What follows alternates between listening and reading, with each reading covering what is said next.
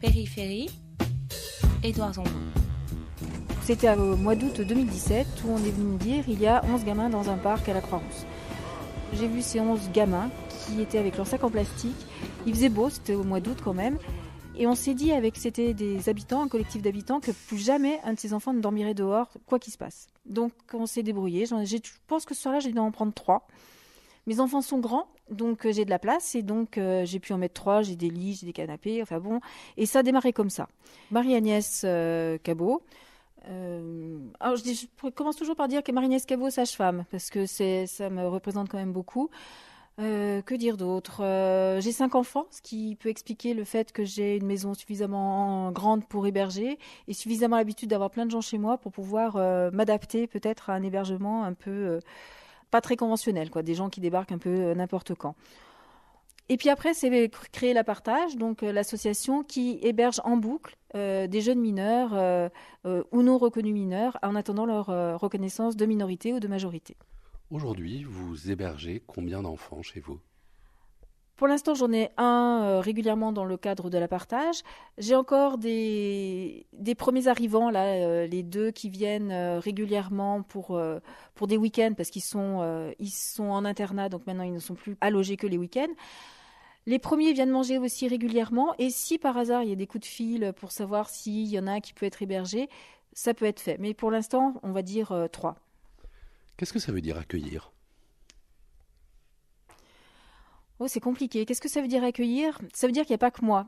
Accueillir, ce n'est pas simplement leur passer un lit, mais c'est leur passer des caleçons, des chaussettes, des lunettes de soleil, parce que c'est aussi ça. Il faut aussi qu'ils friment un peu, parce que c'est de leur âge.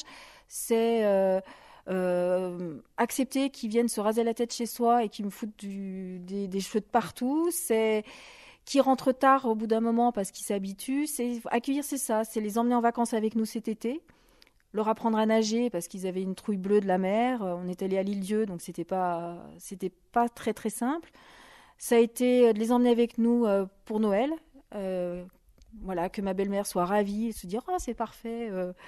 Ça donne aussi un autre sens à Noël qui a perdu un peu tout ça. Voilà, c'est ça, accueillir. C'est mes petits-enfants qui également leur font des checks régulièrement et qui ne se posent pas du tout de questions de savoir qui sont ces gens-là. Ils font partie maintenant je dirais pas de la famille, mais de la maison. Vous pouvez me la présenter, votre maisonnée ? Mon fils aîné, Gabriel, qui va avoir 35 ans, marié, qui a 2 enfants.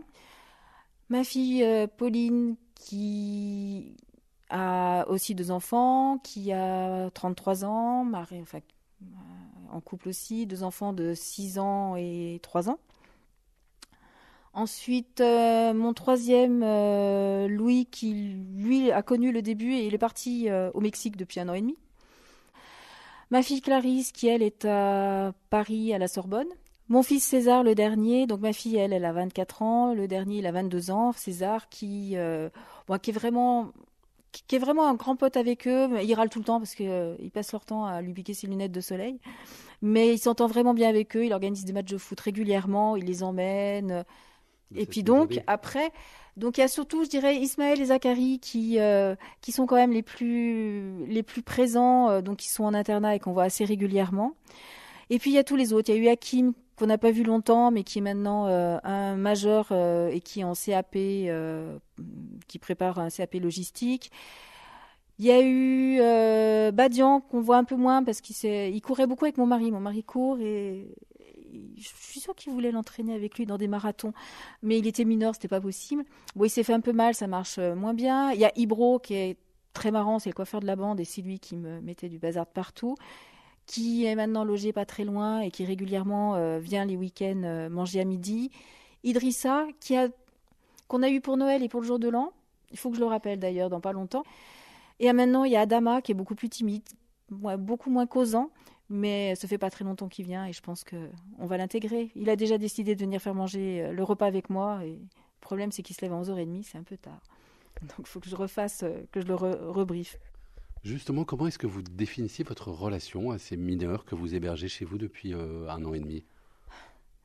La question s'est posée déjà.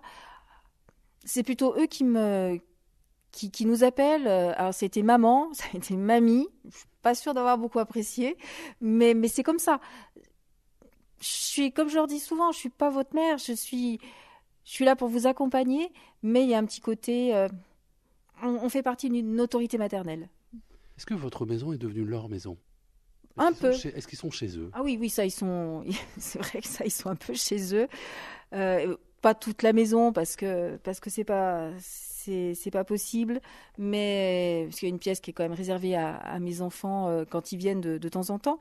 Mais effectivement, tout le reste, oui, c'est bien squatté, effectivement. Quand on est aidant, de manière générale, il y a toujours le risque de l'infantilisation de celui qu'on accueille, de celui qu'on aide.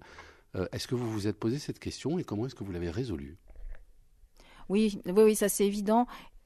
Et c'est pour ça que je reviens à mes enfants. Mes enfants remettent les choses bien à plat là-dessus. Ils ont à peu près le même âge. Donc ça permet de recadrer ça parce que ouais, j'ai vraiment une génération d'écart avec eux. Bien évidemment, il y a un côté qui pourrait être infantilisant. Après, on essaye de les...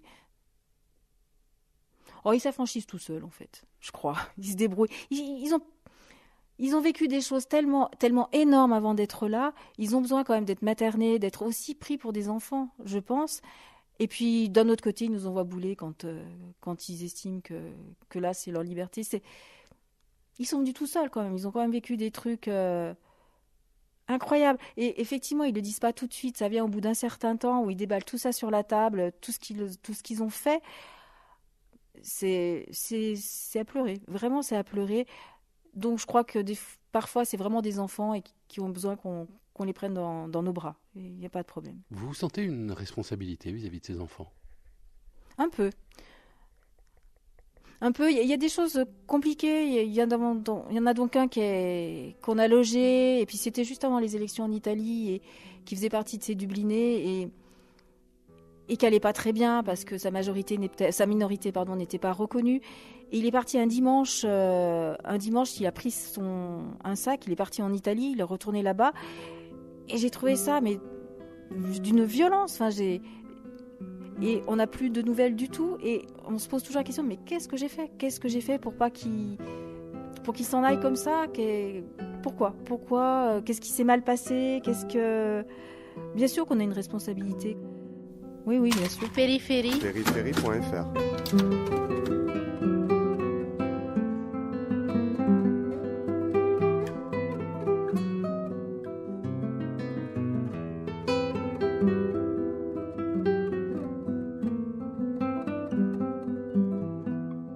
Ce sont des enfants. Ces enfants ont vécu des choses extraordinaires, mauvaises et bonnes. C'est vraiment une chance que l'on a de pouvoir les accueillir, et que c'est assez simple à condition d'être bien épaulé. Le principe, c'est que vous avez associé plusieurs familles pour que les enfants puissent passer de famille en famille et que ce soit supportable pour vous et agréable pour eux.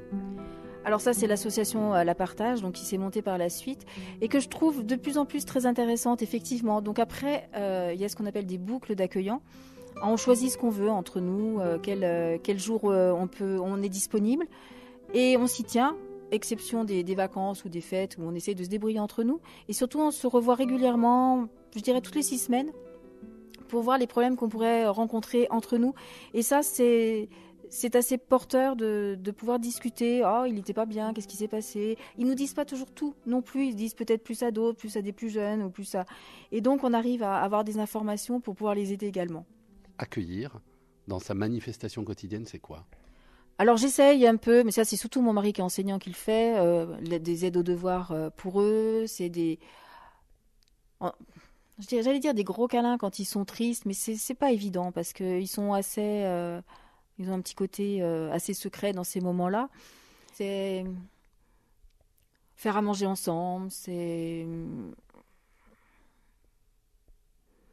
Enfin, c'est du quotidien, quoi. C'est une famille, c'est aller au marché avec eux, aller les présenter aux gens de l'immeuble. Enfin bon, c'est être accueillant, c'est aussi tout ça. Et puis veiller à ce qu'ils soient bien vaccinés, parce que alors il y en a un qui a loupé son vaccin, je vais un peu l'engueuler. Voilà, c'est aussi vérifier qu'ils aillent bien dans leur quotidien. Est-ce que c'est aussi s'emparer de la montagne administrative à laquelle ces enfants sont confrontés? Alors je sais qu'il y en a qui le font. Moi, j'avoue que là, il y a trop de tiroirs et c'est très compliqué. Et il y a des gens très bien dans les associations comme Amis, etc., qui font ça. Alors ça m'est arrivé de les emmener, ça m'est arrivé de participer à ça, mais je pense que je serais pas bonne dans ce domaine-là et ouais, non, ça, je peux pas le faire. Simplement, je suis là pour les aiguiller à aller dans telle ou telle association. Vous avez une ou deux familles aujourd'hui? Non, j'ai qu'une seule famille, ça c'est clair. Mes enfants, quand ils viennent, demandent toujours est-ce qu'Adama est là demandent des nouvelles d'Ismaël, de Zacharie, on s'envoie des photos, les petits, non, c'est qu'une seule famille, vraiment. Vous avez conscience d'enfreindre un interdit en faisant ça? Plus maintenant, je l'ai eu au départ et mon côté un peu provocateur fait que ça me ravissait totalement.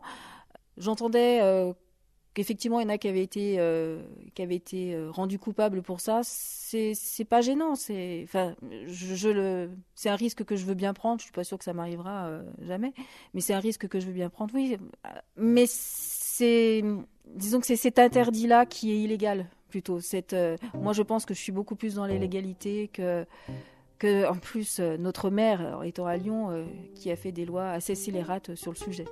Qu'est-ce qu'ils vous ont apporté, ces enfants? Le fait de pouvoir se regarder dans la glace quand même tous les matins, ça a permis de découvrir mes enfants. Je ne m'attendais pas à ce qu'ils réagissent aussi bien. Mon mari également, qui au départ n'était pas aussi enthousiaste sur l'idée. Ça a été... Non, juste être réglo avec soi-même. Je crois que c'est ça. Qu'est-ce que vous essayez de faire avec et pour ces enfants? J'allais dire, je leur souhaite la mondialisation. C'est ce qui veut dire tout et pas grand-chose. Ils sont venus chez nous, ils sont venus en France. Et je pense que ce qui serait bien, c'est ce que l'on pourrait souhaiter pour tout le monde, cette ouverture à une humanité mondiale. Voilà ce que je pourrais leur souhaiter. Après, ils feront ce qu'ils voudront de leur vie plus tard, mais du bonheur humain. Voilà. Faut pas croire, c'est pas simple l'exil.